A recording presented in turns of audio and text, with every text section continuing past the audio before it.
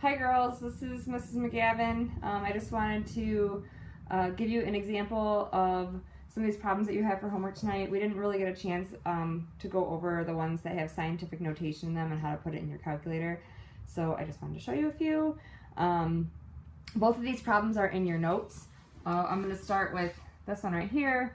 It was problem D. How many moles of silver are in 3.01 times 10 to the 23rd atoms of silver? So our given is atoms of silver. And so I'm going to start with that. Always start with your given, the one that's in your problem. And I like to put it over 1. And now I need a conversion factor to get these units of atoms into moles.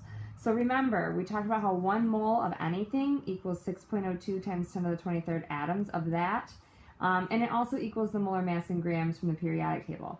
In this particular problem, we don't need the grams because we're only going between atoms and moles. Okay, so I can make a relationship between these two.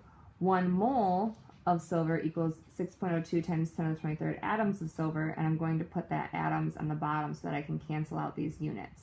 Okay, so I have my problem set up with moles on top. The atoms will cancel, but now I need to do the math. When you have scientific notation, you need to be really careful about how you put it in your calculator so your calculator knows exactly what you want.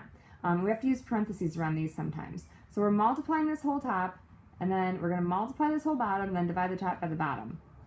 But we don't have to worry about the ones. They're not going to do anything. So we need to do 3.01 times 10 to the 23rd divided by 6.02 times 10 to the 23rd. Okay? So I'm going to put this in my calculator, and I don't have a scientific calculator at home, so I have to use my phone. But I'm going to do 3.01, and remember we're going to use that EE button. Some of you have to push second and then EE on yours for that button. But I'm going to put EE, and then that means times 10 to the, so I only have to put the 23. Okay, and then I'm going to divide it by, see how it puts the whole number there? And I'm going to use parentheses and say 6.02 EE23. Close the parentheses, and it puts that on there as well. And then when I hit equals, I get my answer. So my answer is 0.5. Now, just be careful. I have 3 sig figs here, 3 sig figs here. My answer should have 3 sig figs, so I'm going to have to add some zeros. These are significant, and I have 3 sig figs. 0.5 moles of silver, which makes sense because I need 6.02 times 10 to the 23rd to get to 1 mole, so I only have half of that. Okay, let's do one more problem real quick, just so you can see. This is another problem that's in there. 47 grams of copper into how many atoms of copper? Okay, so my given is 47 grams of copper. I'm sorry, carbon. It's been a long day. 47 grams of carbon, I'm going to put that over 1. Okay, so now I need to relate grams to atoms. Okay, so I have grams, I have atoms. 6.02 times 10 to the 23rd atoms of this carbon equals the mass of the carbon in grams. So I need to look on the periodic table, okay, and I need to find carbon, and I have the molar mass down here, 12.01. That mass in grams is equal to 1 mole, which is also equal to 6.02 times 10 to the 23rd. So this number right here is 12.01. So I can use that. I can put 12.01 grams of carbon on bottom, so I can cancel these off. And on top, I'm going to put 6.02 times 10 to the 23rd atoms of carbon, because these are equal to each other, so I can do that. The grams cancel, and I'm left with atoms. This one's a little bit more tricky to put in your calculator, because you put parentheses around this whole top, and then divide by 12.01.